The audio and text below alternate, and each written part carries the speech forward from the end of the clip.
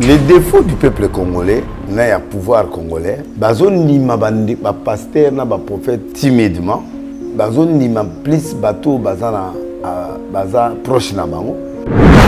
Le président de la République actuelle, à cause de la par exemple, ayoka kamutu mokoti. Donc Bitumba il y a un schéma sur le plan prophétique.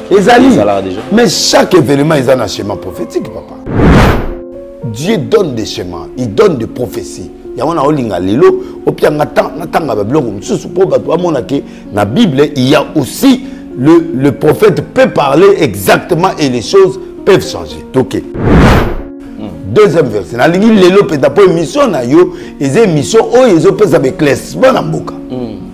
Il ne faut pas une mission une mission avant de gouvernement na biso na ba kontra biso bazo négocier bazo respecter biso té mais tant ba négliger biso muta ne passer ana apôtre bo no tout nation ba négliger yo parce que kuna déjà ils na bato ba pasteur baza déjà kuna mais c'est passer à prophète apôtre à prophète bon mona banza de beta me belia mais il faut éprouver quelqu'un bobenga ngai na ya to bobenga songola ya bobengi te bino moka na ba calcul na bino a pétage amuta pétage ana nzambe te oh toi, on a défaut. Tu as qu'il y a aussi des aventuriers dans le domaine prophétique. Ce n'est pas le roi qui donne les chemins. C'est le prophète qui donne les chemins. C'est Dieu. C'est la première. C'est l'association de Bambo qui est pour pas de l'Obunda. Mais il faut consulter Nzambe. Joram, a consulter Nzambe, habito que Nanzela a désert. Est-ce que ça schéma mais il faut qu'il y ait la prière pour détecter qu'est-ce qui ne va pas. Traître bazar la carte armée, traître bazar la carte gouvernement. Mais il faut que Dieu, mais pour tous il faut que Dieu. Admettons à bénédiction. Service, au les cas par service. On a besoin de président. Bon ça attention là, choix ya président à l'assemblée. Bon ça choix à la place bonne. Et alors, ce que vous avez bon na ça. Yem ça va délai ça lobate. Et ça solo Bitumba et c'est pas très bazali. Basako, ba do pe ça va plan baza. Na kana biso baza. Na yem ça bino que na linga congolais silikate. Parce que tu as trop dangereux congolais. Muto silikate so siligi mabe. To paralyser ville lelo. Ata ministre intérieur à lobby, ata muta lobby, biso to kendagi lelo pour te faire passer message na ba américain. Qui m'a intimidation. Je sentais un danger. Je sentais un grand complot.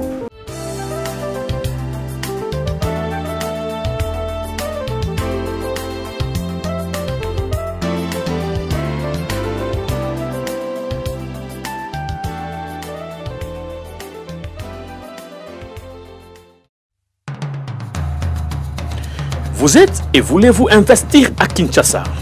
Voulez-vous réjouir de vos business? L'opportunité à ne pas rater. Toronto City VIP à Maluku. Un des meilleurs endroits pour résider ou implanter votre business.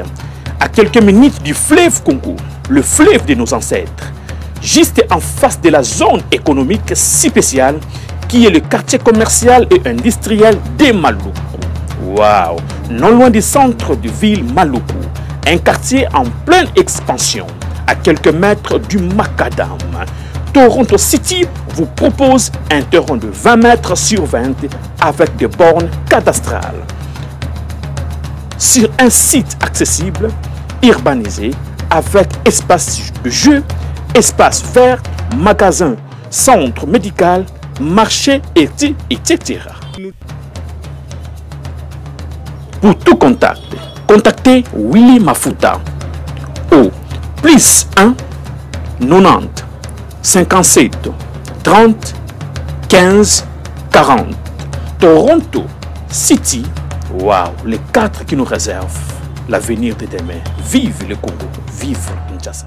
Vérité et réalité, votre magazine, très chers amis téléspectateurs, vous nous suivez sur Nouvelle Tendance Télévision, vous nous suivez également sur Nouvelle Tendance Télévision Web, vous pouvez télécharger nos applications, nous avons également Nouvelle Tendance FM, donc téléchargez nos applications pour ne pas rater tout ce qu'on aura posté comme élément. Et là, nous vous transmettons les salutations de la part de toute la grande équipe. Gédéon est là comme d'habitude, toujours présent. La réalisation est signée Jordan Panzou.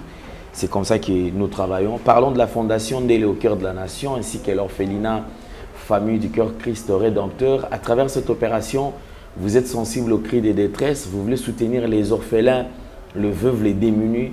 Pensez à cette structure et certainement Dieu va tous nous bénir. Là, nous parlons en images et on se retrouve tout juste après. Bien-aimés dans le Seigneur, shalom. À vous qui ont un grand cœur. Bino bao mitema nzamba pesa bino mitema malamu. Mitema kusunga. Fondation Alain Ndélé na orphelinat Christ Rédempteur bana posa na bino. Bana posa lisungi na bino. Bano baboti bakenda. Bano bazala moya kotanga te. Bato bana besoin lisungi. Bino bato wala mitema malamu. To wana posa ya lisungi na bino na orphelinat Christ Rédempteur la Katia Fondation Alain Ndélé. Kanise loko. Eza yondolo bakie Ozanzambe ya bana bitike Yo mokolo bakie Osungaka basi bakufela mibali Pona nini pasi ya boye Nzambe. Ils ont besoin de vous, de votre pain, de votre bouteille d'eau, de votre soutien. Et ça serait une bénédiction pour vous et pour votre famille. Que Dieu vous bénisse.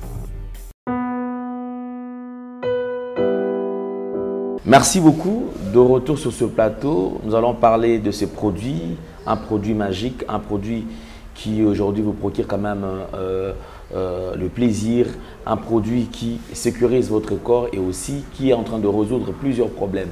Vous avez un problème lié à la santé, il y a que Rosanta, ils allaient trouver solution dans Makambo, Nyonso, tout. Alors je crois que nous allons prendre quand même une annonce. Bien sûr, on a Salaki par rapport à produit Oyo, Rosanta et pourquoi pas d'autres produits. Il y a également anti-poison disponible chez nous.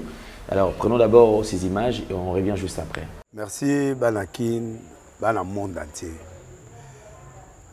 Maxi bien-être. Sougala café, logo, logo na mêlé logo mais logo est amabé. Il y a bien pour na panne technique mais ko sale la on ndenga mabete sale la ngo pona mama. La célibataire to lingi bino ate. So maga boma mukolo bala. Pourtant zo ba produire en soute. Maxi bien-être yango yo. Lukango benga ndekonanga Alain Ndélé yé mutu ayebi esika ko fournir yo autant que tu veux $35 et zebele na kati. Sobo melika moko de jour bien. Be hémorroïdes banini tout ça.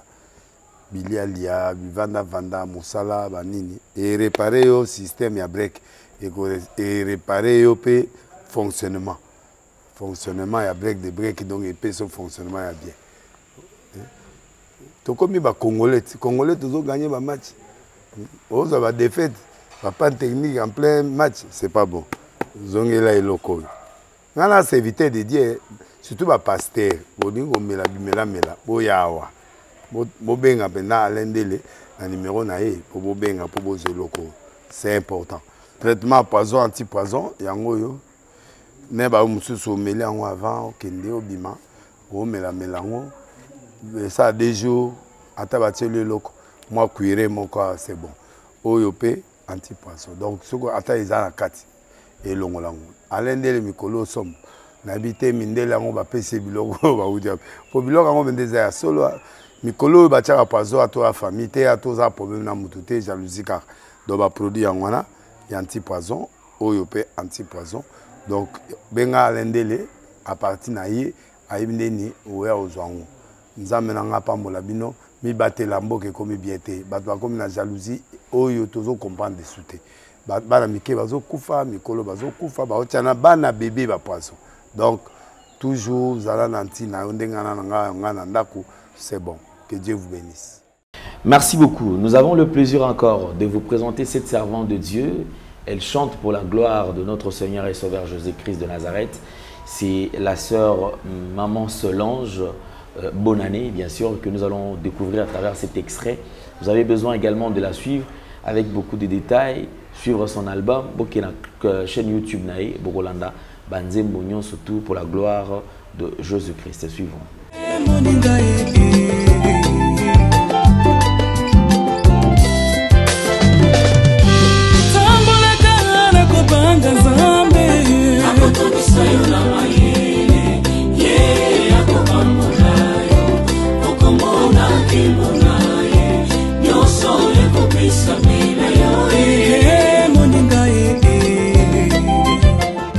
L'émission d'aujourd'hui, spécialement pour Mboka Nabiso, nous sommes Congolais. Nous avons également le devoir, nous avons eu le droit également d'aimer ces pays. Comme vous le savez, le devoir Nabiso Ezali pour Mboka. Et puis, Biso Moro Tozali, pe le Soussou, na Posato Tozali Nantina et Akobatela et Kolo Oyabiso. Parce que, comme vous le savez, ça fait plus de 2 décennies que cette partie de la République démocratique du Congo a toujours traversé des atrocités, moment moko il n'y a pas si difficultés et autres raisons pour laquelle les lots, non, nous devons également kokene na même pensée na faire des na biso bazali kobunda na ba ndeko na biso bazalendo pour natina na kotia bango pe maboko na temps oyo il n'y a pas si mboka na biso ezali kolekana. Nous avons changé de plateau comme vous avez constaté, tout y rapidement kokutana Vuluzi. C'est parmi le rare de serviteurs de Dieu Azalara très ouvert et aussi Azalara au Batumsol Baranase. Lui, il a le courage, il prend le risque de les dire quand même tout, ce qui n'est pas facile parce que Belé, ce que tout le monde question, ce caméra à répondre. Après, je sautais, au côté de l'autre côté, dans le politique, dans le politique, mais lorsque les politiciens ont besoin d'utiliser, d'exploiter la population, les kaka na même zela ya ba serviteur de Dieu wana aucune fois to tikala koka ke non ngai na ko ya mabinote na kozwana nga misolote pour nebi ke nga na kudinga la politique te ezala raté wana ba changer mbala moko discours na bango. Vuluzi, bonjour. Bonjour. Santé boni. Non, ça va, c'est bon, ça va. OK. Nous avons suivi d'ailleurs message na yo lansaki mais mboka no ezali menacé na ba temps oteko na ba émission ta oleka leka a ote quand même ko fungola ke non vigilance ezala oteko beta c'était ke non service et renseignement bazala na matui milai bayokaka donc distraction ezalate mais apparemment makambo bandaki zaki prise un peu na considération te parce que considération ezalaki toka confusation na o ba étape par étape te o lelo bunagana tozoka ba tozo pusana personne ne réagit bon lelo ba pusani boy lelo ba pusani et en fin de compte lelo est commis Goma jusque là il y a pas la confirmation pendant que Goma est tombé mais c'est d'après les images vous allez comment on a batundambo baza kotoyo mais je me quand même pour na mboka na yo mais sa motivation c'est qui nini ozaki na pour vous lancer message. Je sentais un danger. Je sentais un grand complot. Pour na carte émission na yo tozara libre pour na koloba et puis nga na ça confiance na président public na ba service na biso mais toza na défaut moko na nina ke na makomi na ninga lelo na makambo pe makomi ezali fona ke na makomi parce que ba serviteur ba ndeko na biso ba mona neti pasteur ako participer na guerre te parce que biso pe toi na droit de participer à la guerre.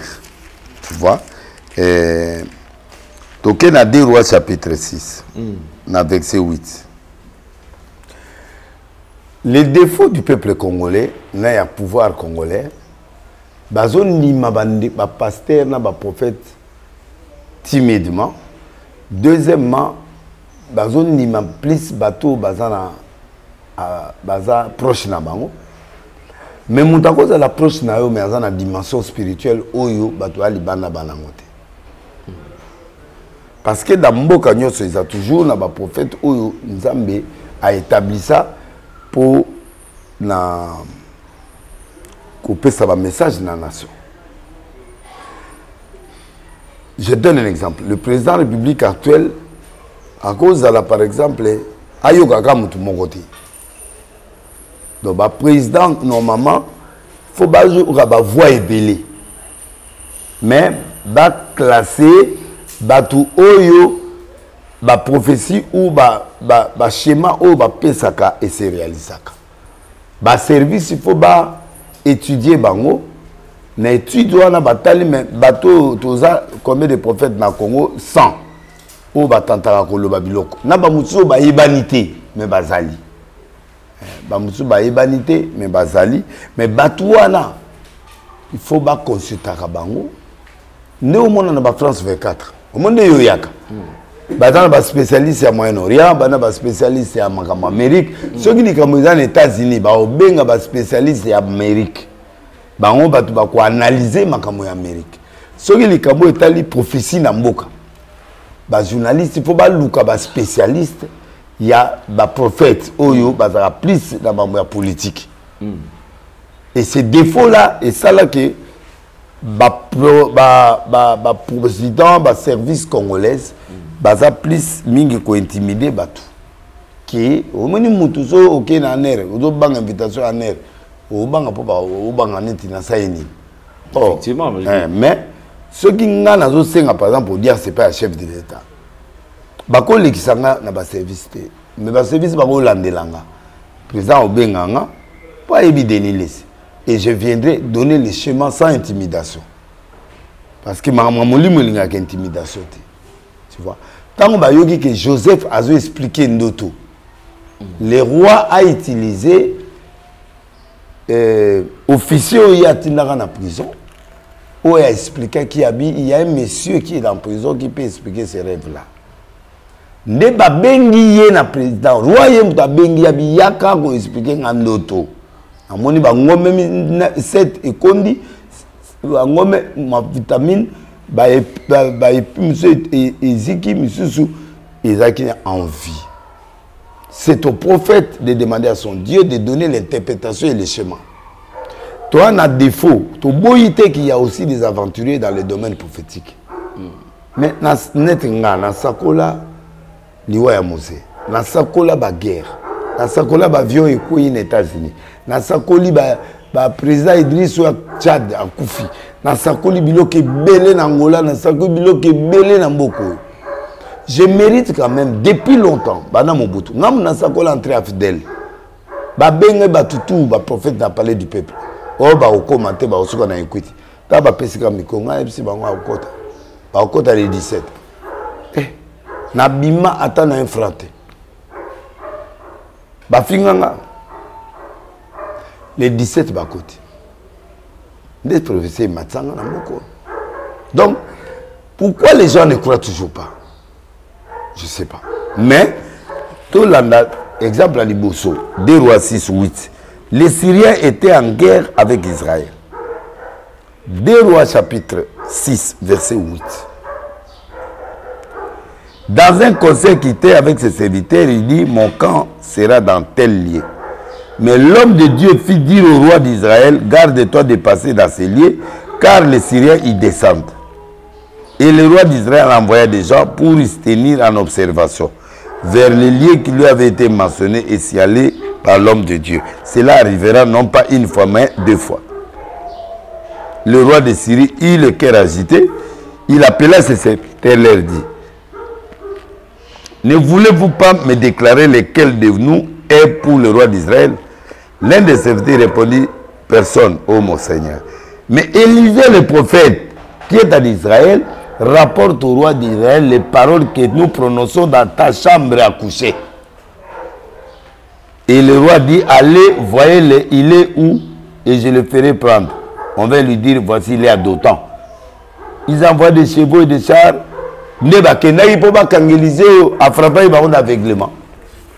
Nous sommes capables de donner l'emplacement des ennemis. Nous sommes capables, si on est bien traité ici, ça dit respect, condition respect et intimidation.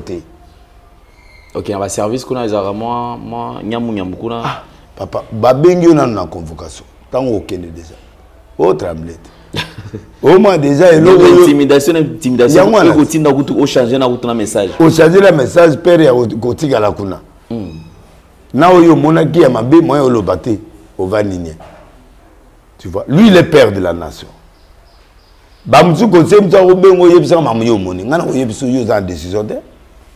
Et surtout qu'ils ont message ils ont message concernant mon Mboka. Il y a des prophètes au Congo. Partout dans le monde, même Moka au monde, où ils sont capables de faire sa position à Benemi, plan à Benemi, qu'est-ce qu'il doit faire? Parce que le prophète doit déterminer les schémas. On appelle ça un schéma. Il y a un mot qui que tant on va bengier,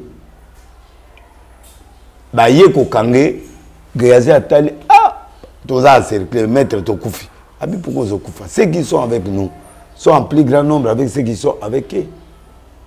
Et là où ça la biso, tout comme objectif, tantôt battu à l'est, l'intimidation en a, mais celui qui reçoit un prophète en qualité de prophète obtient la bénédiction des prophètes. Naïpté sozo kopa. Il faut qu'il tire wana ezala na Congo. Même à ton lingi muto anati. Mais du fait qu'il y a un nzambe moko capable de couper sa schéma, appelez-le quand même. Mettez-le à l'aise. Donc Bitumba il y a un schéma sur le plan prophétique. Déjà. Mais chaque événement il y a un schéma prophétique, papa. Mais tant que négliger biso. Mouta n'est passé là, n'est apôtre. Bon, nous tous n'est schéma. Négliger yo parce que qu'on a déjà ils en a battu, pasteur au bazar déjà kuna. Mais c'est passé la prophète. Apôtre à prophète. Bon, mon abanda de bêta mais bélia. Il y a des prophètes, il y a prophète des prophètes, parce qu'il y a la dimension qui se sépare. Mais moi, j'aurais appris qu'il y a certains serviteurs de Dieu qui ont rassuré le président de la République, et le président Zalano Kimi et l'eau monté au salam. Je me demande, tant que tu as ce message à moi raté, est-ce que moi, sanction cause à la tête, prochainement, il ne faut même pas les consulter parce qu'il y a à cause. Problème est il faut constituer le prophète majeur. Mouto Nzambe a établi ça dans Mboka. Bango mona babandi bakepa mfomoki mango na kamba. Batikala na nostalgie o ya papa Simoki Mbango. Yé moko. Ya zai prophète.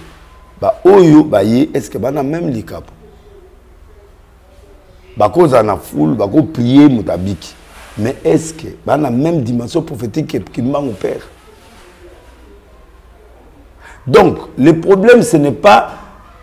Le problème est que chaque mokonzo a yaka na mboka. Bazo soit plus batu ya tribu na bango, to bato ba yebani na bango, mais oko yebana na mutu mais na dimension te. Abanga na nzambe mais na dimension te. Na spiritualité za bongo te. Ba passer minene baza bakangulia baza kuna mais c'est passer kangulia za prophète le qui a président moko za pasteur lumbala maman na za servant de Dieu yé pe za mosali na nzambe mais manga mususu ta mususu ebimi côté mususu ta la place bazu Joseph na prison alinga bafundaki anga violer moi c'est à Potiphar ta la nini ni babebisi d'abord réputation. Mais, tant que Moutouana a eu une interprétation, accueilli, abimi, prison, va rétablir. Moukolo, au roi, l'autre, d'autres explications. Nzambe, tu vas la mettre Limbi Sanga, na prison. Ils ont Moutoumou, Azakuna Nakati, a expliqué que Nakatango, Kangibiso, to côté Nakati, a répété Biso, Bandoto, pe Mouninga Nango Bomiye, Nana Zongi na place, a expliqué Biso.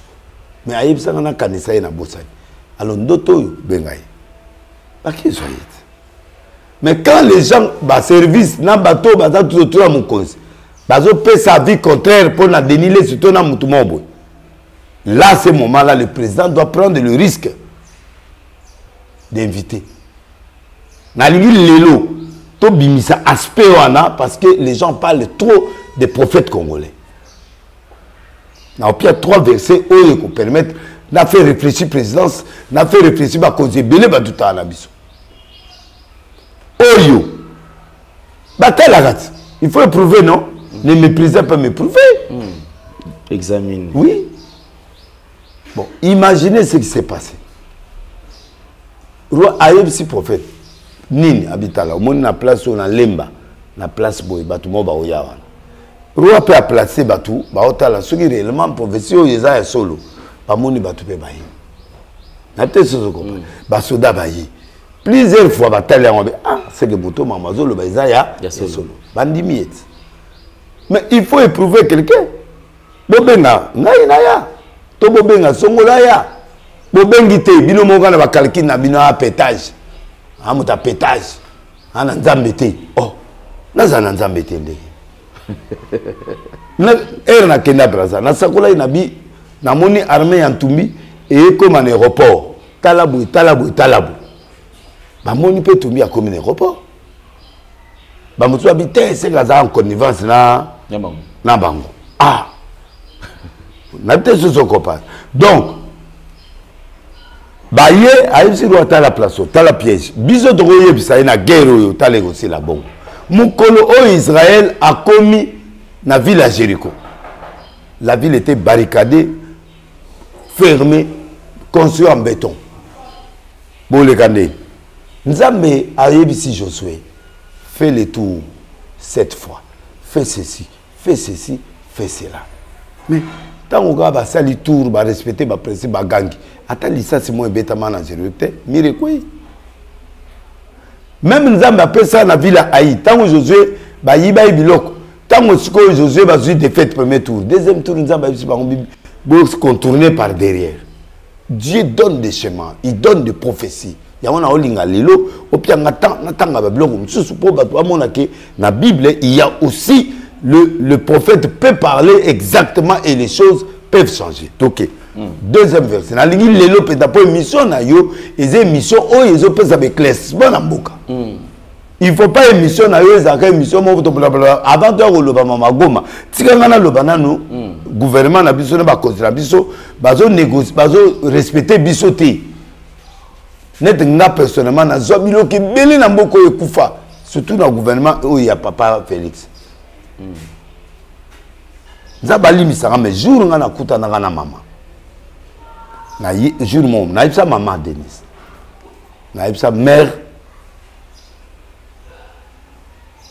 mandat na bino, il y a une prolongation. Ok, biso de boy na biso ba problème de ça def mandat. Na biso maman, mandat oyo tala ce que je vis. Mais makambo izo sa ma ba constitution sikoyo. Maintenant il y a ça on mérite.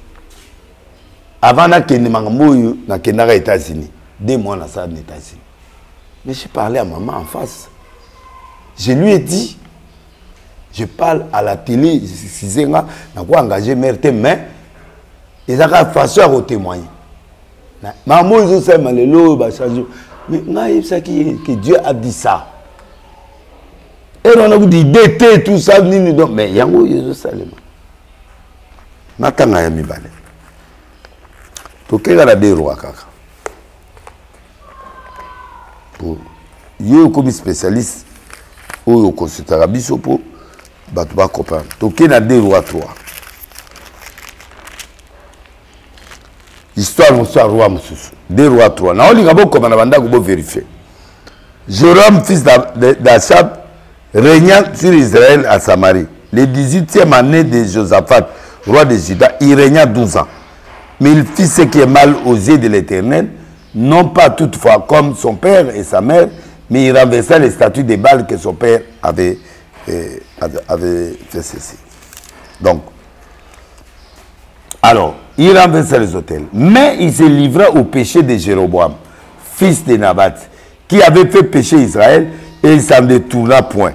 Méchant, roi de Moab, possédait des troupeaux, il payait au roi d'Israël un tribut de 100 000 agneaux et de 100 000 béliers avec leur laine. À la mort d'Akab, le roi de Moab, se révolta contre le roi d'Israël. Le roi Joram sortit alors de Samarie et passa en revue toute armée. Il s'est mis en marche. Il fit dire à Josaphat, roi de Juda, le roi de Moab, s'est révolté contre toi, contre moi. Veux-tu venir avec moi attaquer Moab? Josaphat répondit, j'irai moi comme toi, mon peuple comme ton peuple, mais mes chevaux comme tes chevaux. Et il dit, par quel chemin monterons-nous? Joram dit, par le chemin du désert d'Édom. Nana Lobani. Ce n'est pas le roi qui donne le chemin. C'est le prophète qui donne le chemin. C'est Dieu. Bah, c'est la première erreur. Bah, c'est l'association na bamboge belé pour pas de l'obunda. Mais moi, quand on est allé dans Zambie, mais il faut vous consulter en Zambie.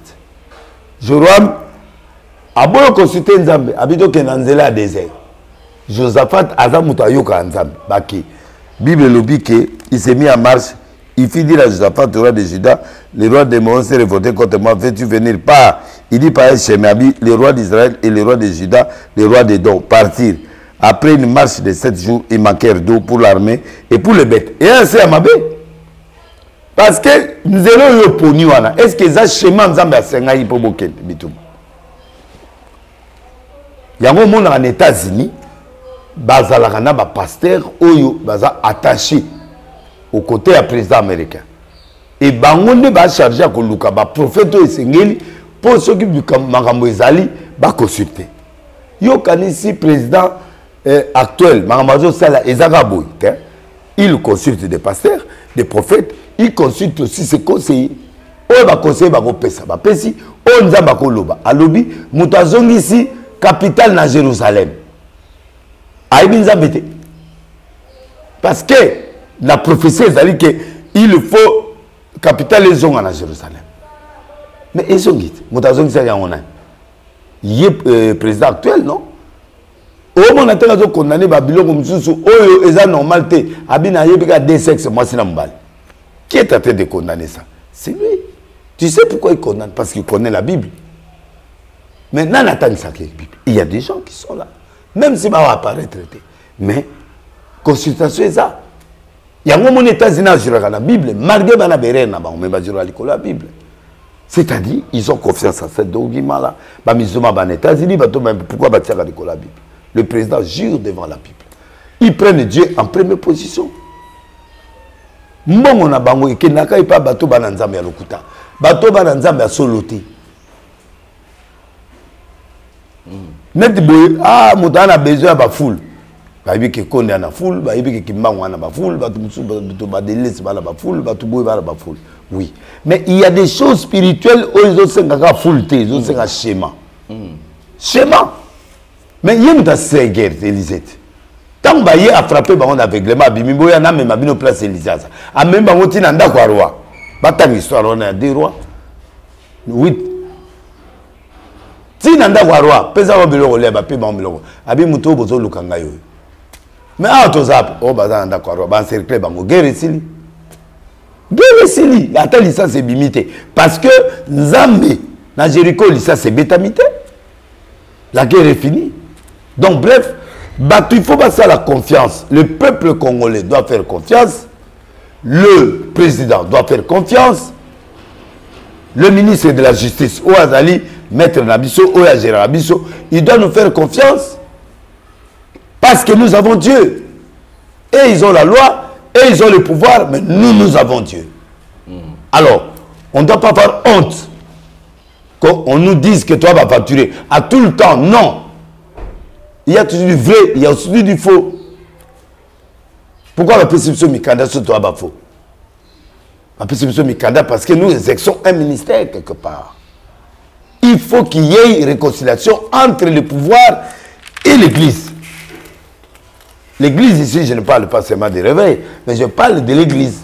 Mais dans la l'Église, il y a ceux qui sont net catholiques formation. Azama casse la formation, la discipline. Dans la terre, on a petit séminaire. 5h30, il faut ça. Chapelle, Oyebo, crotte, Oyebo, étude, tout solo la raté. De 5h30, 8h dans le restaurant, tout solo la raté, concentration. Il faut autant à livre. Aussi, c'est étude, autant de livre. Après, na poko, après, tout sport. Moutra beta sport, na yazo ça. Pour na équilibre. Bilon kana catholique, spécialiste, collègue, surtout. Bana internat ba classe catholique au minenge sali. Donc to yebi que côté formation discipline c'est catholique. To bi côté bisakoli réveil. Bien que le kouta pèse à la 4 moi le kouta zali mais na mon ba macurise mais il y a quand même le vrai, il y a la révélation là-bas. Au moins bilo mutu zali bongo. Alors na minute on a guerre sili. Awa ba ke guerre. Yé moko roi muta komi prophète. Déjà tant chez vous, pas soda, maïsili. Mais vous avez des fêtes. Dans le désert, vous avez fait une zélande. Il y a mon droit Joram. Pourquoi ma pétition dim? Pas foutre sur ma dimité. Parce que mon bébé ici, dans l'air appel, bah ça fout. Mais tant que yo moi nous y au bébé ici, à ce moment-là, bah toi la bébé va se révéler. Alors et ça qui a toute une question, Josaphat. Alors, le roi d'Israël, le roi de Juda et le roi d'Édom partirent après une marche. Alors, le roi d'Israël dit, hélas, l'Éternel a appelé ces 3 rois pour les livrer entre les mains de Moab. Josaphat dit non. Y a-t-il ici aucun prophète de l'Éternel? Verset 11. Il n'y a aucun prophète de l'Éternel qu'on peut consulter l'Éternel. L'un des serviteurs du roi d'Israël répondit, il y a ici Élisée, fils de Shaphat, qui versait de l'eau sur le mains d'Élie. Abanigo, Tiola, Élisée. Josaphat a tout nié. Tokenanzelani. Tosangani. Mais il faut gagner le combat, d'accord. Armée, il y a de l'autre, mais toi, on a gagné la crise. Pour te consacrer, nous avons été. Alors, nous avons bengri biso, c'est géré pour aligner bisoté. Tu vois, il y a les gens qui jugent. Oh, Congo, nous avons un Congo. Non, un Congo. Mais est-ce que vous avez consulté des prophètes qui parlent vrai? Est-ce qu'il y a un groupe de prophètes où le gouvernement a supporté la biso? Pas mal. Nazo bundabilo on a ngana ba passe na ngai. Nazo tellement $10 dimanche na les sa famille na. Est-ce que bato na bana temps ya ko se concentrer pour na mboka? Seigneur batela mboka na biso na la prière à Amerika bongo sila lali. Mais il faut qu'il y ait des gens où le président a consulté Nzambe na nzela na bango. Il faut qu'il y ait un collège de serviteurs. N'est pas joueur qui n'est pas banganga. L'équipe nationale, l'équipe de biso, le ministre, il y a des recherche, mais est-ce que vous avez un bon pour passer pour passer la macambo? Non, vous pouvez vous concentration. Mais la prière, c'est la finance. Non, le gouvernement, biso mon angote. Le bas au yayo. Non, biso la prière presque à stade de martyr. Ayoka, ba pesi muto azana erwana, mukolo idée wana so ba pesi mon papier biso to ça melande. To yebite. Na bien. Ba pesa mbongo, mais mbongo ane na maboko nani? Il y a organisateur. Et comment te? So ba paye 3 millions babo, pesa chaque confession religieuse 100 000 par exemple. Pour te déplacer, bah tout aux temps il y a ressemble. Moi j'y bah tout bah au kitanagène. Yo pesi 5 000. Au lait non a 5. Au lingi morano. Et puis il n'y a pas de prophètes et des hommes de Dieu qui passent à la télé pour conscientiser la population. On doit conscientiser la population par les Écritures que nous avons le droit de prier pour le président, pour la nation et pour sa prière pour se élever en dignité. Avec des versets à l'appui, nous éduquons notre population. Les musulmans vont indiquer les musulmans. Ils vont éduquer pour permettre chaque religion et pour sa éducation spirituelle et pas ya bandimina bango. Toyebinte o nzamba goyoka. Mukolo Jonas akimara. Ma soeur mon pépé ba comment boire biloko. Commandant lobi mutra mutasa melanzamene. Ti ba bêtise ke bakangi Jonas na se apo. Bakanga kiete. Abi bobo boanga na mai po bino bokende nzela.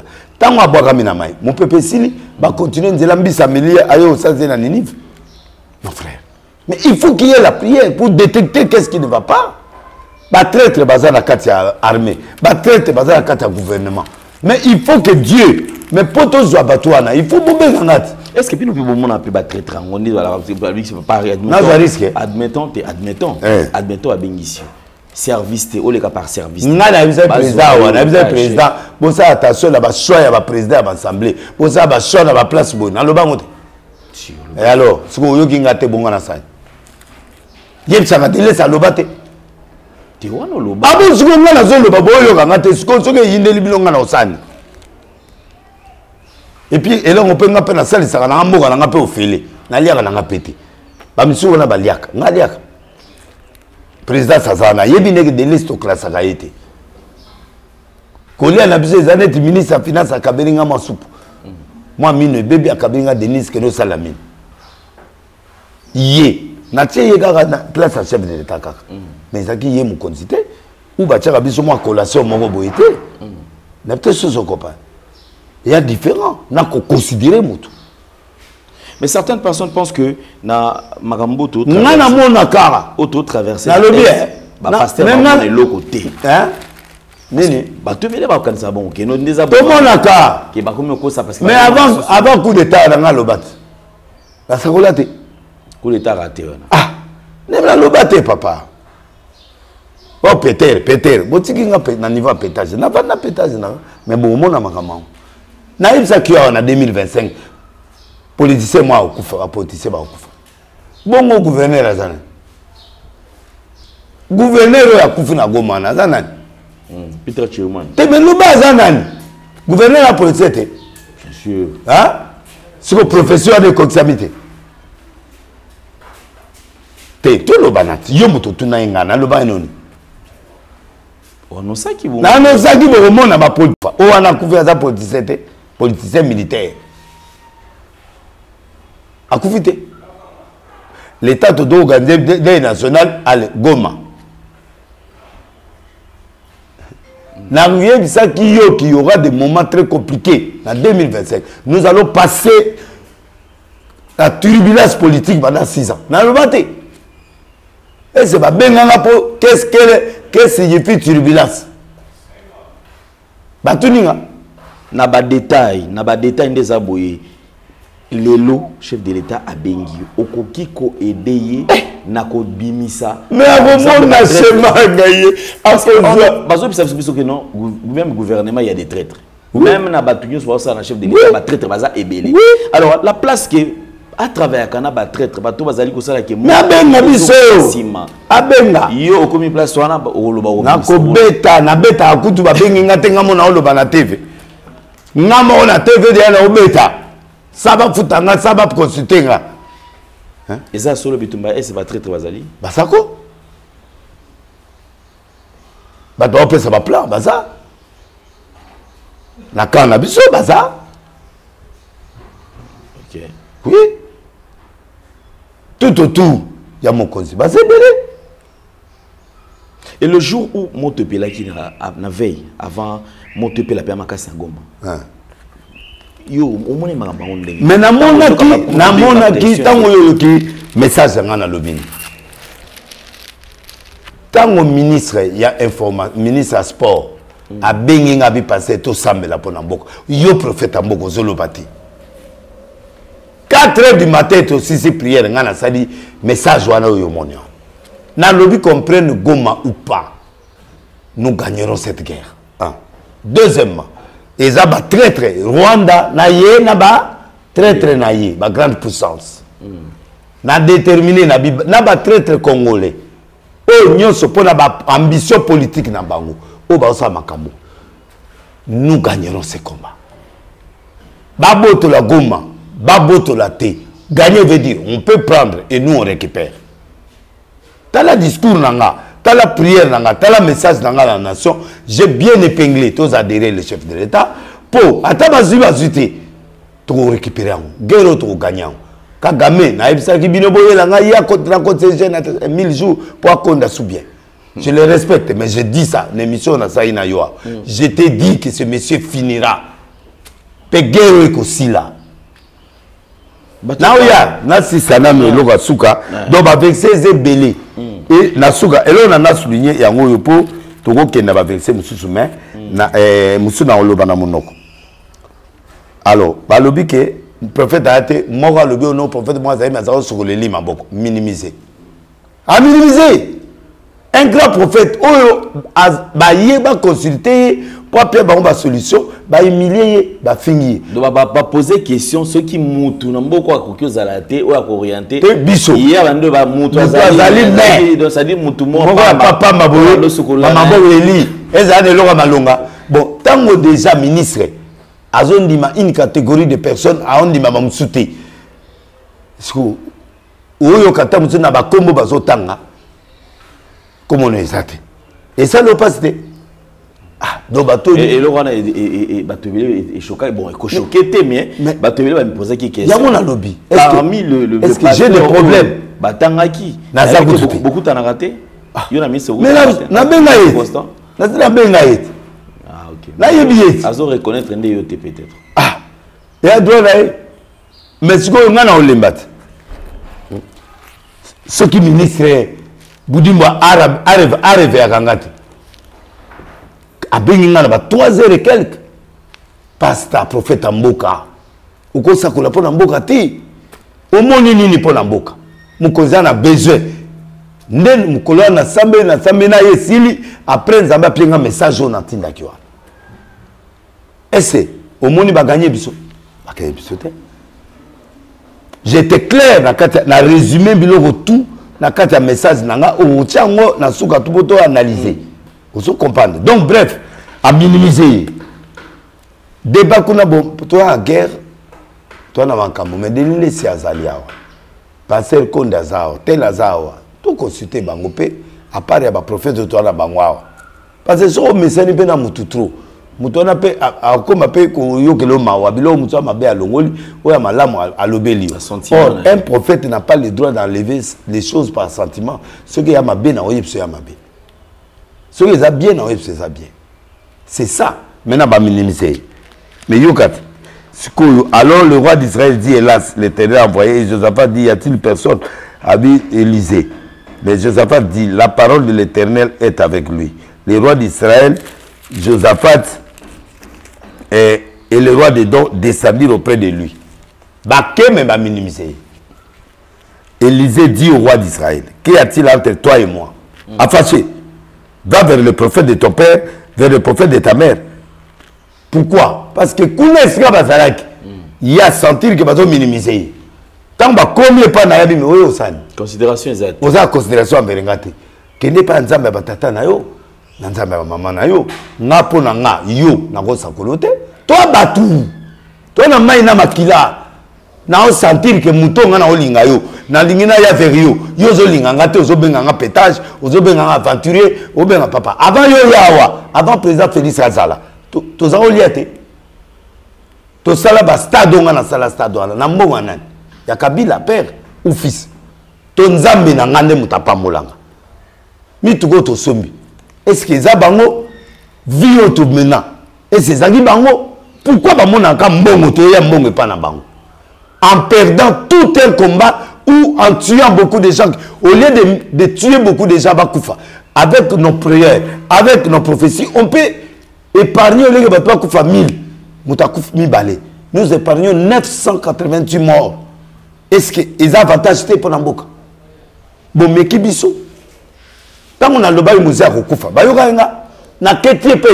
il est en vie. N'a pas colonel Van ou commis général à Koufa, malheureusement, Massaranga va prier Pananga. N'a pas Nelly, autre temps dans classe moko, secrétaire, il y a président Kabila. Nelly, c'est mon ami, c'est mon camarade, tout temps dans classe moko. N'a pas l'État, Abima prison. Tout n'a pas l'État, mon cousin, n'a yébisié. On va tuer le président. Au dernier, c'est le bango. Ndako, Mungala. Bango, pouvoir la Bassaïl. Tala, Mgodane, la Obanga, pour que nous y ait président. Est-ce que vous comprenez? Alors qu'il y a une visée. Na lembi na kena TV, na chaîne examine na bi, na moni président Koufi. Baoba Koufi. Et regarde la toujours avion, un mois la commune à Paris, président Baboumi. Est-ce que na Rosane? Baboumi Mouze. Na kosala nini papa na ye na lobby baboyo yamba combien de fois na senga Bodian c'est pas président Félix pour na no mona ba pesenga nzela te na sani na forcer et ça colle Koufi. Donc c'est pas ma faute, c'est la considération que le gouvernement et les autorités nous traitent. Ceux qui ont recevoir nga mabenga pe na ça et l'autre a sécurité. Prophète a celui qui n'est pas maman, nzambe tata na yo nzambe maman. Aboyi ko sakola, aboyi parce que vous ne me considérez pas. Autant comme va passer kutu mususu kutu tam tuna leki bango. Nzambe alimisa. Suko. Otangi bango nga otangi ngate. Après on sait ngana sa prière. Non yate que d'autres c'est comme prophète na wana ba passer yo otangi wana ba luka solution mboka.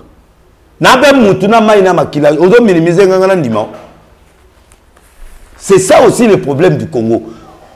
Et les gens croient que... Oh, mais le prophète Moura pour le président Kabila. Bon, biso, bikolo mususu, garantie. Ok, bah, PC. 3 heures du matin, avec le président. PC Rambo. Nous avons au semé 3 millions. Ah! Abina Boïté, après 8h30. Oh, nous avons un boutoir. Alors, le président Kabila a signé, a dit bon, si vous avez 8h30, à Bomakak, on a un soldat. ti 8h30 mais ba 8h30 déjà aussi ba kimisier à sa kati braza comme ça na Moscou so parce que 8h30 a kufité président kufate ti ils avaient prophétie à Lokuta voilà Moswahili donc côté ripe ko tapé na bon nga delile si musakata mais eloisa lokola laza Moswahili te muluba te donc moyen ça qu'on a bien exacté côté on appelle maman et puis na ezali na ba prophète ngo be baza tout autour ya ba président ba kolinga deni akota te wala mutakabila yo moni prophète Kabila zala toza ba prophète ya nation bon na période Kabila bango ba bando qui n'était ba banda Goliath yango na solo bat siko ngana za prophète ya ba génération nyoso kimbangu période ya zalaka ezali ba période ba danit jange na tonga fungoli akufi musée aye jange na bango kimbangu esutera bango te génération nyoso ko ya biso to soutenanga pouvoir à siliki mais yoka pour conclure à l'obiboy va répondre non car l'Éternel a appelé ces trois rois pour livrer entre les mains de Moab. Élisée dit l'Éternel des armées dont je suis le serviteur et vivant. Si je n'avais pas égard à Josaphat, roi de Juda, je ne ferai aucune attention à toi et je ne te regarderai pas. Maintenant, menez le gel de la harpe. Et là, que ça? Josaphat, roi Wandima, prophète, faites confiance à Dieu, vous serez affermis. Faites confiance au prophète, vous réussirez. Donc, yependa kouraya kananzambi pena ba prophète. Roi d'Israël, yeka amona ba passe, ba problème, abi même papa. Ozo finganga pourquoi? Ce que Zaïd Josaphat est dans le côté. Un serviteur de Dieu doit avoir le respect des bateaux et bateaux yavériés. Si on a senti que le président Linganga, on a pu le Linga. Mais si on a Linga président, il y a ça là retourné. À ce moment-là, on a osani. On les mat. Alors, vous aussi les serviteurs qui êtes à côté des autorités, pourquoi vous voulez suer les gens qui ont la chose de Dieu? Il faut réflexivité Zala. Et il faut que vous ayez le kokate, vous avez un kolo makabouyoana. Pourquoi vous dites Mahangoti? Vous avez un professeur Billy Simate. Vous dites Mahango que vous avez un kolo makabouya. Mais la phase où tu traverses, c'est une phase très compliquée. Mais quand vous avez besoin de papa, dans le lobby, j'ai parlé à maman Denise dans son bureau. Je lui ai dit ce qui est en train de se passer aujourd'hui sur la Constitution. Nabi maman mobile na ana ba mandé belé.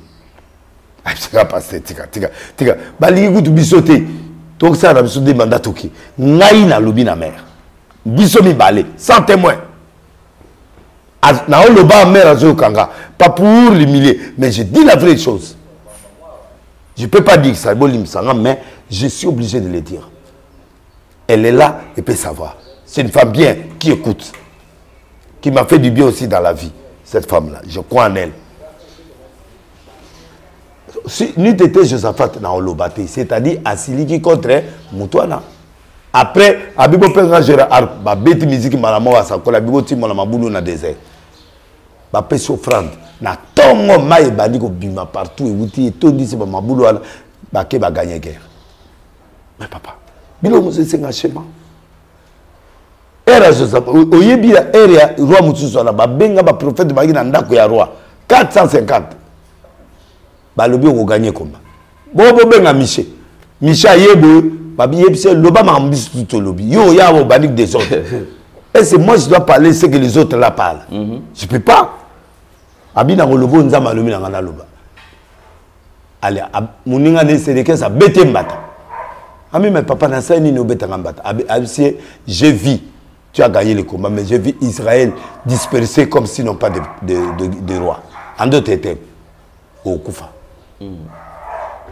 Roi Abibo Kangaye, pour prophétie à l'Inagia, il va gagner le combat. Pour gagner le combat, c'est vrai.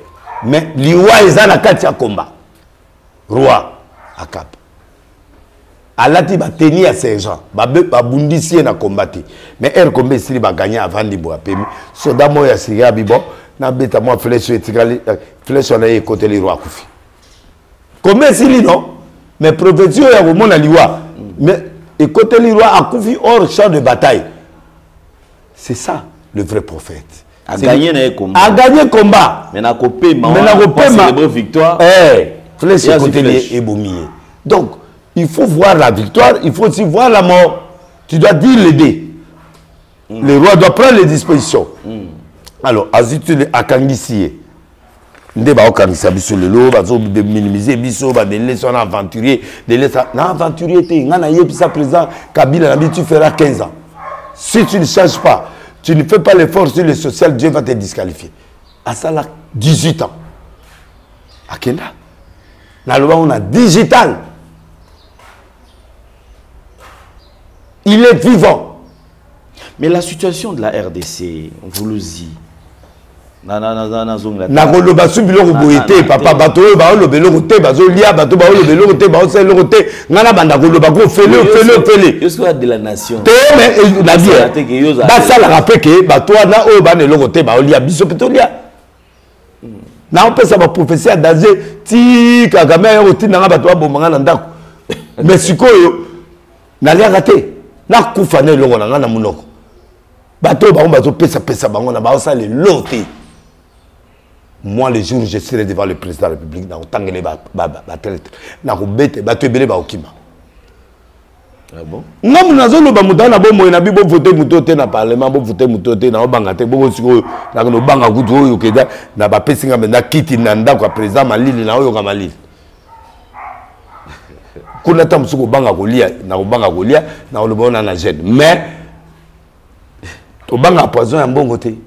Si tu as poison, en tout cas, tu vas parce que poison, tu vas savoir les longs. Quand il y a un bout, il y a un maille. Enveloppe aussi, il y a un poison, il y a un semi. Il y a un coup de il y a un été. Il y a un thé, mais enveloppe n'a pas pu se gagner aussi. La raison, on a un tinda qu'on a fait. Vous comprenez? Moi, je suis prêt. Mais ce qui choque les Congolais, et Zanini, vous le dites. Nga eza situation où ils allaient préoccuper biso yonso. Mais au comment lorsqu'il faut organiser babilo comme sousu. Biloko na te. On a ba passer bazo kutana ebele pour bazwa mbongo. Côté na ba ya. Mais le mbongo on kutana ba passer mikusi na ya pembe ya couleur nyos ba ya. Mais siko lelo na makambo ba ya te. Toujours mon abatu. On ne sent pas cette mobilisation. Ba que ba église de lui bondé. En tout cas biso ce jour boye. Le quoi tu n'as pas biso soto bi. Poto ça la prière à solo ba tia mbongo te. So ba tia mbongo prière ekufi. Et là au cas moi au moment ba lui prière pour la nation. Oh ba pasteur musu baza awa bazana bazaja na misolo. Bango ba komisa ba mbongo ata 5 personnes qui organiser. Poto organiser vraie prière ngana pesi boyi de na ngeza boyi. To zui ministère ya finance. To fongoli ba compte ata 1000 na kin na na intérieur ba 26 provinces. $1 kaka pour na congolais nyonso. Ego débordé za mungu. Yoka musulman catholique protestant pour na honneur à Congo. To sengi na biso mbongo na gouvernement. To sengi ka ba compte surveillé par quelques leaders na biso na ministère de finance. To kena TV to sengi ba aide pa ba beda shuru ba to na nyonso ba homme d'affaires. Batinde la biso, basaka loso, basaka mungwa, basaka biloko, ba avion, ba pesa biso ba avion. Biso na délégation to kito tika ba soda na front, ba pesa bango mwambongo. Na circuit ya l'état, to yebi ke bimi 1 million, par exemple ou 100 millions. Bo futa ba guerre ba soda a pas salaire ba zoka, ba pesa mo ba prime, ba kufa talande ba bundi. $1, $1. Ba banque wana nyonso biso po na ba kesa l'état ba to okima to botiango ka na l'état yemoko atali bon après ce montant to vérifier que na banque nyonso pendant 1 mois cotisation to sali pour na ba wazalendo na ba soda pour na ko ba prime salaire ba ozo ba prime oyo etina bango am ndima lisasi na tolo pour na Congo $1 surtout à 100 millions d'habitants. Tu as 100 millions de dollars. Ceux qui battent 1 million, 500 000, 200 ici. Ils ont caisse à l'État, bisoté. Batangi comme tu as 2 millions, 250 millions de dollars. Ok. Pendant que guerre est allée, les soldats, ils sont enregistrés, ils sont enregistrés, ils sont formés rapidement. Et mbongo wana eza pona ravitaillement chaque fin du mois tozo veiller à ce que ba sac ezo ba commerçant ba ze belé awa ba ko pesa biso en liquide ba pesa biso ba loso ba mungwa ba nani to sengi cotisation beya équité chaque fait basoda ba olia ravitaillement ya bien moi mbongo ya prime ya bien papa guerre ça des jours deux congolais ana prime naï ata mundu kezo beta ta ozo ata mbele o chubona gorge na yebisio et puis guerre pe sili 2 jours guerre sili toujours on a quand même une vidéo ba toza na papa ne bazolela ba bine tala tozo lia te mais bazobunda pe tozo gagner ba combat gome kwete totalement ba kota gi mais bazu pe frappe biso pe ba tusu pe ba ke et puis rébellion pe bandi kuna pe na ba Rwanda mutusu pe ba siliki na bango pe ba profiter na ngo ba ke je vous avais dit que Kagame subira la torture spirituelle et morale et physique comme ils ont versé le sang du peuple congolais. Batonga ba camion na bango, batonga ba voiture na bango, basa ba avion na bango, basala mbongo wana biloko ne wuti na Congo awa. Biso to okufa, bandeko na biso ba okufa na Kivu à cause de la richesse na biso zo kende ko pesa bango ba milliards. Dieu vengera le Congo. On n'a rien fait. On n'a rien fait aux Américains, on n'a rien fait aux Européens, on n'a rien fait aux Anglais. Mais bazo supporter Kagame wana, bazo pesa iba soutien. Alors, nous, c'est Dieu qui a combattu avec des lépreux. Dieu qui a combattu. Melampo moko tikala na ba grec o ba benga nuka wana. Dieu qui a combattu des grands combats Buka ba ville à Jéricho. Nzambe wana tozo évoqué. Donc, biso to ana besoin de prière en bongoté, to ana besoin de prière en bongoté. On va sensibiliser, je demande les moyens au gouvernement. Pas pesa moyen. Na banda ko sala ba mobilisation na équipe nanga pour na ko conscientiser d'abord le peuple congolais. Deuxièmement, nous allons faire des cotisations au surveiller le gouvernement pour te aider à souder la biso. Si le salaire est mauvais, mais bambongo ya biso a passé au tolé, le lende de konanga kufa na pesa ta $1. Ce que le lende de konanga kufa na franc, kamala nanga kufa na franc, na limi na pesa ta $1 qui ne me coûte rien, na pesa ngo na banque. Ceux qui toza 100 millions, toza 100 millions, totin na bana on a balia ba mela. Et nous allons prendre des armes blanches to que no bunda. Bana peba c'est ski pour ba que no bunda. C'est que nous voulons, nous sommes en colère. On ne veut plus gouvernement il peut s'absorber les leçons. Au moins ndenge to sali message à l'élo. Ndenge to sali message l'élo congolais à l'akisi. Na yebisa bino que na linga congolais silikate. Parce que toza trop dangereux congolais. Muto silikate so siliki mabe. To paralyser ville l'élo. Ata ministre intérieur à lobby, ata muta lobby, biso to kendagi l'élo pour te faire passer message na ba américain. To boire ba moto. To ba to so amoni ba sepelité ba sali biso ba silika. Yoga ngai ba silika ngana pasteur. Pendant que on est en train de parler Yoga na bien. Rwanda. Rwanda mérite ça. Il a tué nos frères. So ba bugi congélateur mo wana sailon. So ba panzi kit. Mutu mo azu kit akila la kit ambassadeur akila na wa tia atala la TV. Et ça problème te. Ozokanga na oya biso ba kufina ba richesse na biso bazui. Uganda ba supportaka Rwanda. Kenya ba banque nyoso za ba Kenya oyo comme na on. Soki to bito silikato zo bisa ba banque la banko kuna. Ba ozare suna ba mbongo te. Biso to a bien, to a social, to ya babato. Mais siko to a la colère. Donc nous voulons faire passer, nous avons fait passer le message aujourd'hui. Mon message n'a tinda yo na tia on a français. Pourquoi on a tia on a français?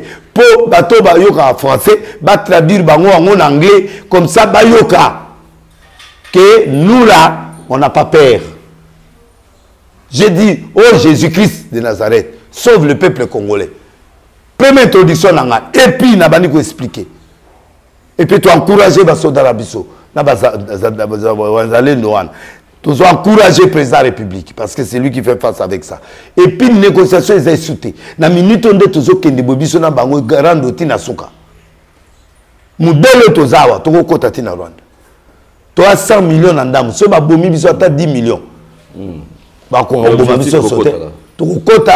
faire même comme région 27e région à Congo.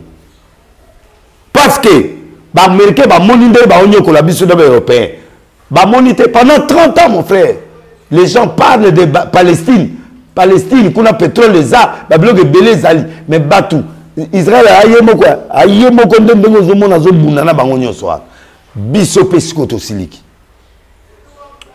nous allons mettre fin à cette guerre cette fois-ci. Et on en a marre. Toi, prêt. Toi, du président Souté. Toi, après, tous les présidenter, tous les premiers ministres, tu as besoin d'autorisation. Mon côté, nous prendrons en charge, nous allons prendre en charge le Congo. C'est notre terre, c'est notre territoire. Mais les Congolais, je pense que Baza quand même déçu dans certains leaders politiques. Or, face à Magambo Touzali, il a fallu tout sentir mobilisation. Tout le monde a dit bango bana guerre na bango na Félix bango bazana ba guerre na bango na Félix soki Félix guerre aussi li pas na ye c'est fini a ozamutu makasi a changer constitution a échoué gome quoi ba bloqué quoi ne comptez pas sur les politiciens congolais là ce sont eux qui sont en complicité avec les occidentaux et avec les américains to kipe bango té. Toi, la déclaration est déclaré Félix a échoué, or population a Koufa. On doit être ensemble. Le pasteur, l'église, musulman, catholique, protestant, kimbangiste, réveille, bisotou ensemble pour bouter l'ennemi dehors. Et puis l'ennemi on a Kagame. Mboka moi qui ata toke na mzela makofu to beta bango. L'air on ensemble la soutenir. C'est ensemble to comme na l'air il faut que makambo salema. On a beaucoup prié, mon frère. On a besoin de pratiquer ça. Pratiquer. Au moins, on va pas Amérique, on va moto. La minute au président, il y a des Congolais à fâcher. Ceux qui te montrent réaction, ceux qui te montrent réaction pendant une semaine. Tous les gens tous les gens a bisogno, on a passé au kiti. Toyo kata ministre intérieur pasteur ni wa odima abimana ba fana banda kuna bango to tala soki ba guerre kotia soki ba sala bo frère ba bossa na souffrance ba zoki awate na corona si ba combien numéro M-Pesa c'est numéro 0082 numéro Orange Man c'est la corona ba kufonza lawa au PayPal PayPal tout ça bon lingi to zonga na guerre. Ne place beaucoup Fabien bien. Nous, on va terminer cette guerre. 30 ans, c'est suffit. 3, c'est le chiffre de la résurrection. On a souffert pendant 30 ans, c'est fini. Jésus a séquencé après 3 jours. Jésus a banni le ministère dans 30 ans. Et ça, âge, chiffre, celui commis, fait ça l'histoire. On n'ira plus rien. 2025, on va finir cette guerre. Il n'y a plus question de 2026. Non. 2025, la guerre avec le Rwanda et le consort. Et les consorts, ça dit Batuna Bangwana. Aussi là, en 2025. Ba rébellion peut que Bima na Bamboka na Bango. N'Ouganda, na Kenya, na Buganda, na ba rébellion peut que Bima. Nous avons suscité ba rébellion kuna. Kagame peut ba olongolé la rébellion. Congolais ont déclaré à lui ba élu ba zo yo kanate. Donc voter bango soutien. Au moins élu yo bazana. C'est fini. Ba sala ba liambongo na bango oyo ba liambongo asuka. Mandana bango ba liambongo. Mais tout celui qui ne fait aucune déclaration, qui ne veut pas sortir dans la rue pour défendre le Congo, tu es complice. Et biso to tenir le responsable. Fayou la ke le moment où on a moqué. Fayou, oza le basiko. Oh moi-même je sors au Pakoli Babylone on a longipo ozo banga lacrymogène. Donc tala Fayou oyo kiyo. Le londo yo bima. Ozi ba mateko Pakoli ozo banga lacrymogène. Non. C'est fini. Nous voulons des politiciens qui aiment le Congo. Donc, les leaders politiques, tout il faut pas se prononcer. Pour ceux qui vont se prononcer, c'est biso de vous prononcer les binos.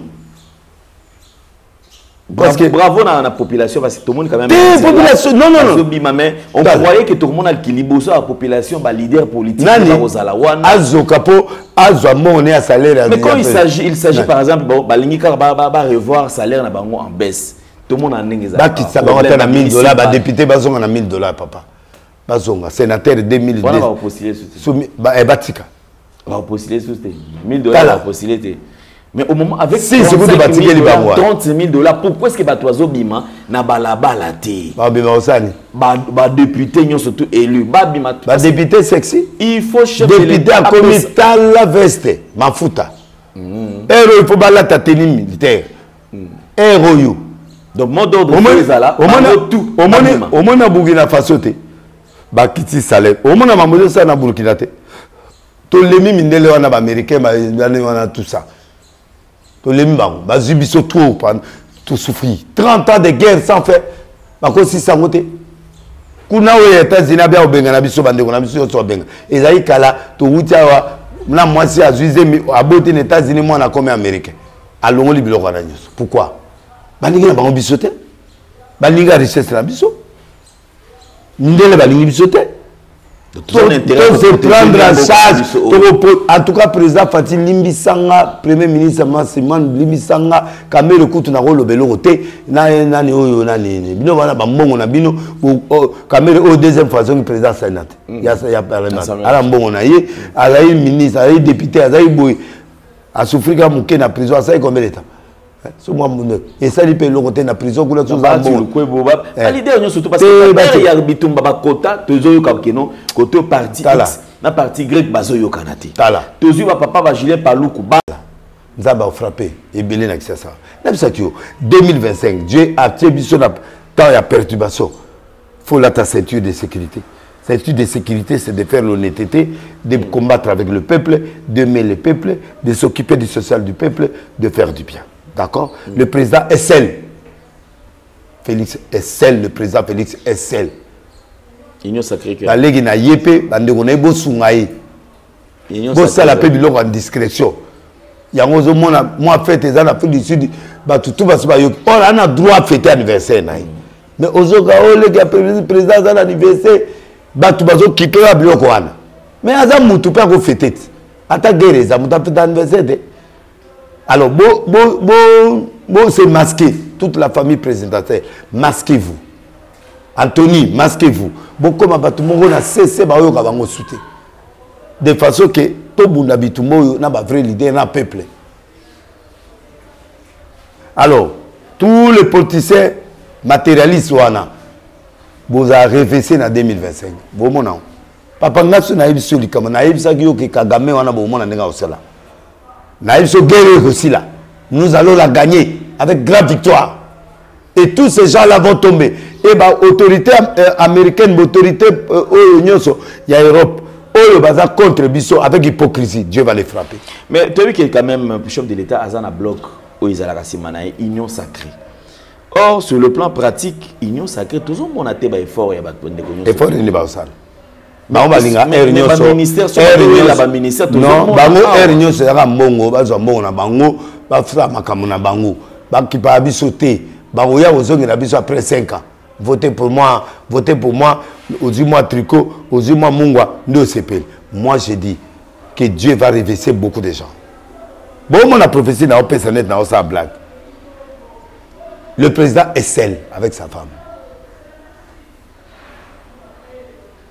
Il n'a pas de gens. Tous les gens que tu vois là, c'est pour l'argent. Il n'a pas de gens. Tout est l'intérêt de l'argent. Intérêt politicien. Et Dieu va vous neutraliser, vous tous. Dieu va susciter une génération en 2025. Pas conscient. Avec les chefs de l'État. C'est le qu'on a. Dieu va modifier beaucoup de choses. Vous allez belé la politique, dans pasteur, dans politicien, parce que si vous jouez un rôle là, Dieu va te disqualifier. Tout ce qu'un politicien fait, c'est calculer. Les gens n'ont plus le cœur de la population. Batouaza sur le souci de la population. Moutumonga Koufi, na ba États-Unis na ba olé là. Mais awa soso ansele. Sur des milliers de personnes personne en parle. On est fâché et on est fâché. Nos voisins, on vous prévient, on est fâché. Les Européens, les Américains, on est fâchés. On est fâché. Vous roulez avec les matières qui viennent du Congo, téléphone, voiture électrique, tout ça. 3 quarts des choses là viennent du Congo. Mais venez parler avec nos gouvernements, direct. Vous gagnez, nous on gagne. Au lieu d'aller par des rebelles. Et ces rebelles-là seront confiés, ils vont mourir un par un. Tous ceux qui ont trahi le Congo vont mourir. Prenez Goma, on n'est pas prendre. La guerre finira cette année. On va vous chasser, on va entrer jusqu'à Rwanda, Burundi, Ouganda, on va entrer chez vous là. Vous n'avez rien sur le sous-sol, vous prenez vos histoires, vous parlez, vous commettez votre producteur. Ah, vous avez ça. Dieu va susciter des rébellions dans vos pays là pour qu'on vous chasse. Tu vas sous-présenté, tu vas sous-premier ministre, tu vas ministre intérieur. totikeli bango mwa temps message oyo topesi bango lelo soki barwandais bango bablame barwandais te ONU ne réagit pas, l'Union européenne ne réagit pas, la France ne réagit pas, la Belgique, notre tutelle, vous ne réagissez pas, et tous ces grands pays là vous ne réagissez pas, on va s'occuper de vous, nous on va s'occuper de vous. Et c'est comme ça qu'on va faire. Donc, on est en colère. Bravo à la population congolaise de réagir. Maintenant, dans les jours qui viennent, si on ne trouve pas de solution, toutes les régions, nous tous, on va prendre des décisions. On va prendre des décisions. Et c'est comme ça qu'on doit faire. D'accord. Merci beaucoup. Vous, alors, c'était un plaisir. Très chers amis téléspectateurs, il fallait qu'on parle quand même, parce qu'il s'agit de notre nation. Intérêt à Abisso, de protéger Bembo Canabiso pour aller l'autonomie pratiquement na souka. On reviendra prochainement avec un autre numéro parce que dans la émission va dossier Oyo et Koya. Alors les loto le bela maramotali mboka. Pour na maramsusu tozela tokutana très prochainement. Nous encourageons le président de la République. Nous encourageons le président de la République de taper la main sur la table. C'est comme ça. C'est comme ça. On doit être comme ça. L'objectif 2025, il faut que cette guerre finisse. Finisse une fois pour tout. On est prêt d'entrer en Rwanda, en Ouganda, partout, on est prêt. Nous, on est des aspirines. Nous calmons la population. Mais là, c'est fini. On va donner l'ordre à tous les pasteurs de chaque confession religieuse d'éduquer son enfant pour dire que c'est fini. Si on va dans la rue, on va dans la rue. On ne casse pas les histoires des Congolais, on ne casse pas les business. On ne pille pas. On ne pille pas, on ne pille pas. On ne peut pas piller, s'il vous plaît, tout le peuple congolais. On ne peut pas piller ce qui est déjà acquis pour permettre que le gouvernement paye les assurances. Non. On n'a pas besoin de ça. Mais nous, on a besoin. L'ambassade de Ouganda, si tu prends la chaise, la colère sainte, oui. Ce sont des butins de guerre. Mais pas de toucher. Pas de toucher les autorités étrangères. On doit respecter. Mais on viendra devant vos ambassades pour manifester notre colère. Mais pas de pillage. Ça, c'est une bonne chose. Ça, il n'y a pas de pillage. Mais vous entendrez notre colère. On vous a laissé quelques jours pour résoudre ces problèmes-là avec votre Kagame. Et le président de la Biblique, avant que nous Kutana Kagame, bisous photo, et là on y parce que là, nous on doit entrer, comme a dit le papa Mouzé, on va ramener la guerre là où ça vient. Ferme à Mouroutete, tous yango. Ferme à Mourakagogo, tous yango. Ferme à Moutoubou, tous vandi, tout le monde va dans Rwanda, et commis 27e raison à Bissou. Au cas où le Rwanda n'obtempère pas, ne recule pas, avec ces M23, les Nangala, tous ces gens-là, si vous ne voulez pas récupérer avec la trahison, sachez que vous allez mourir un par un jusqu'au sommet de l'État. Dieu va susciter des guerres et des rébellions dans vos pays. Vous pouvez sentir comment une rébellion de 30 ans peut amener le pays par terre. Donc, Kagame, là, tu vas avoir des guerres aussi dans ton pays, les rebelles vont venir là-bas. Tu dois déstabiliser le Congo. Les Hutus, est-ce qu'ils ne sont pas là et les Tutsis? Allez, faites la rébellion dans ces pays-là. Faites sauter tous les présidents qui sont complices contre le Congo. On est mort combien? On est mort plus que les Palestiniens. On est mort plus que tout ça. Parce que nous, on est nombreux. Plus de 20 millions. Plus de 20 millions sont morts. Et alors, nous, dans ces terres, on est des animaux. Et vous continuez à utiliser notre coltan et tout ça. C'est fini. C'est fini, c'est fini et c'est fini. Tous les infiltrés du gouvernement qui sont au Congo dans l'armée, Dieu va vous... Président Ayamangate, je vais commencer à citer vos noms. Je vais citer vos noms. Bon, c'est fini. L'argent des Congolais, c'est d'abord aux Congolais et après à vous aussi qui êtes les étrangers. On est un pays accueillant, mais on est en colère. Alors un homme qui est en colère, on ne blague pas avec lui. Demandez les Rwandais à l'époque des musées comment on était fâchés contre eux. Demandez les Anjil ici, là, comment on les a fait. Qu'ils fassent attention. Peuple rwandais, on n'a pas de problème avec vous. Mais votre leader nous provoque. On s'était mariés. Vous et nous, là, on était mariés. On traversait quelqu'un qui est à Goma, il part. Kizengi, il a 3 enfants là-bas. Ici, vous venez avoir... Mais là, c'est fini. On ne va plus mettre au monde avec vous. C'est fini. C'est lui qui mettra... Il n'y a plus question. Tous les mariages divorcés. Tous les Congolais, on doit divorcer avec tous les agresseurs. Parce que ce n'est pas normal. Voilà. Vous aussi, les Blancs, vous ne pouvez plus venir épouser nos femmes ici. On va empêcher nos enfants. Même s'ils sont locaux, mais à un moment donné, pour l'amour de la patrie, on va vous empêcher. Allez au Kenya, prenez vos femmes ailleurs, et pas ici.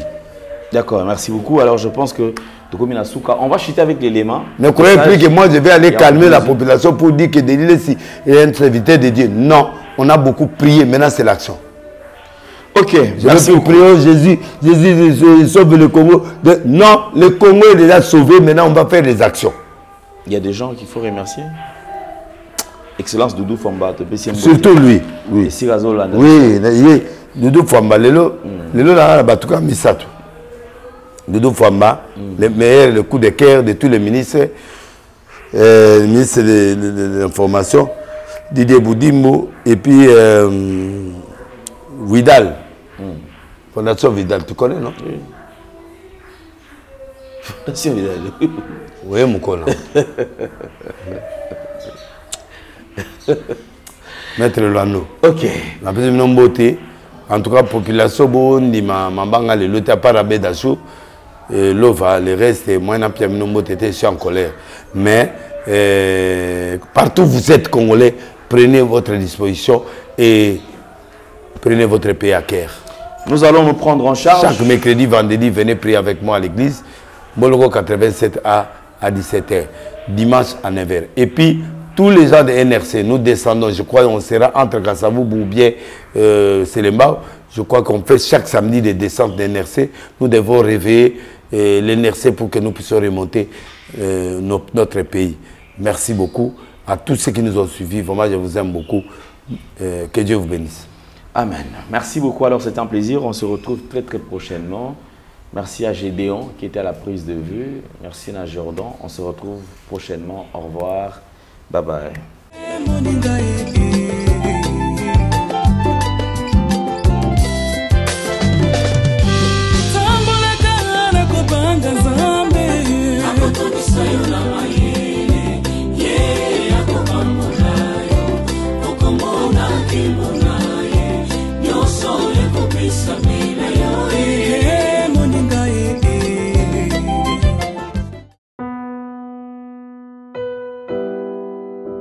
Bien-aimés dans le Seigneur, shalom. À vous qui ont un grand cœur. Bino bao mitema nzamba pesa bino mitema malamu. Mitema kosunga. Fondation Alendele na orphelinat Christ Rédempteur. Bana posa na bino. Bana posa lisungi na bino. Bano baboti bakenda. Bano bazala moya kotanga te. Bato bana besoin lisungi. Bino bato wala mitema malamu. To wana posa ya lisungi na bino na orphelinat Christ Rédempteur, la Katia Fondation Alendele.